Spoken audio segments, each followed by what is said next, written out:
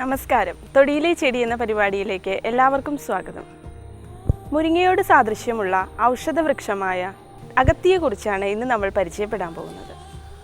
പാപ്പിലോണേസിയ ഫാമിലിയിൽപ്പെടുന്ന ഈ സസ്യത്തിൻ്റെ ശാസ്ത്രീയ നാമം സെബാനിയ ഗ്രാൻഡിഫ്ലോറ എന്നതാണ്. സംസ്കൃതത്തിൽ ഇതിനെ അഗസ്തി, മുനിദ്രുമം എന്നെല്ലാം പറയുന്നു.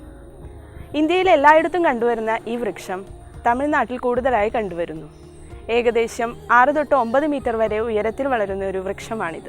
അഗസ്ത്യ മുനിയുടെ പേര് ഈ സസ്യത്തിന് നൽകിയത് തന്നെ ഇതിൻ്റെ ഔഷധ ഗുണത്തിൻ്റെ പ്രാധാന്യത്തെ കാണിക്കുന്നു. പൂക്കളുടെ നിറഭേദമനുസരിച്ച് ഇത് 4 തരത്തിൽ കാണപ്പെടുന്നു: വെളുപ്പ്, ചുവപ്പ്, മഞ്ഞ, വയലറ്റ്. ചുവപ്പ് പൂവും വെളുത്ത പൂവാണ് സാധാരണയായി കണ്ടുവരാറുള്ളത്. പൂക്കൾ ഫെബ്രുവരി, മാർച്ച് മാസങ്ങളിലാണ് ഉണ്ടാവാറ്. അത് ഇലയുടെയും തണ്ടിൻ്റെയും ഇടയ്ക്കാണ് കാണപ്പെടാറ്. ഇതിൻ്റെ കായ മുരിങ്ങക്കായയുടെ സാദൃശ്യമുള്ളതാണ്. ഇതിൻ്റെ കായകളിൽ 15 തൊട്ട് 20 വരെ വിത്തുകൾ അടങ്ങിയിട്ടുണ്ട്. 10 തൊട്ട് 20 ജോഡി പത്രകങ്ങൾ ചേർന്നതാണ് അഗത്തിയുടെ ഇല. ഇതിൻ്റെ ഇലയും പൂവും ഭക്ഷ്യയോഗ്യമായതിനാലാണ് ചീര എന്ന വിശേഷണം ഈ സസ്യത്തിന് ലഭിച്ചത്. ഇതിൻ്റെ തൊലി, പൂവ്, കായ, വിത്ത് തുടങ്ങിയവയെല്ലാം തന്നെ ഔഷധയോഗ്യമായ ഭാഗങ്ങളാണ്.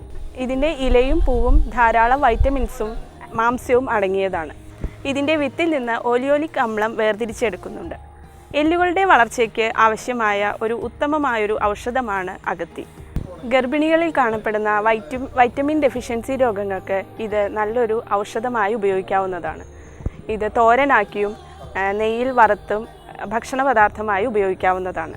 ഇതിൻ്റെ ഇലയുടെ നീര് കഫക്കെട്ടിനും ജലദോഷത്തിനും നല്ലൊരു ഔഷധമായി ഉപയോഗിക്കാവുന്നതാണ്. മൂത്രാശയത്തിലെ കല്ല്, അസ്ഥിസ്രാവം, നിശാന്തത, വിളർച്ച തുടങ്ങിയ അസുഖങ്ങൾക്കെല്ലാം ഇത് നല്ലൊരു ഔഷധമാണ്. ഇതിൻ്റെ കൂടുതൽ ഔഷധ പ്രയോഗങ്ങളെക്കുറിച്ച് ഡോക്ടർ CM ശ്രീകൃഷ്ണൻ നിങ്ങളോട് വിശദീകരിക്കുന്നതാണ്.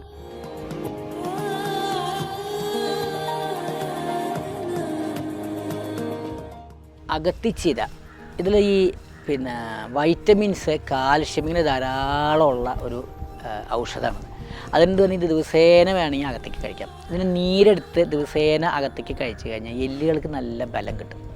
ഇത് ഔഷധപ്രയോഗത്തിൽ ഈ അസ്ഥിരുക്കം എന്നൊരു രോഗത്തിൽ ഇതിൻ്റെ നീരെടുത്തിട്ട് തേൻ ചേർത്ത് അകത്തേക്ക് കൊടുക്കും.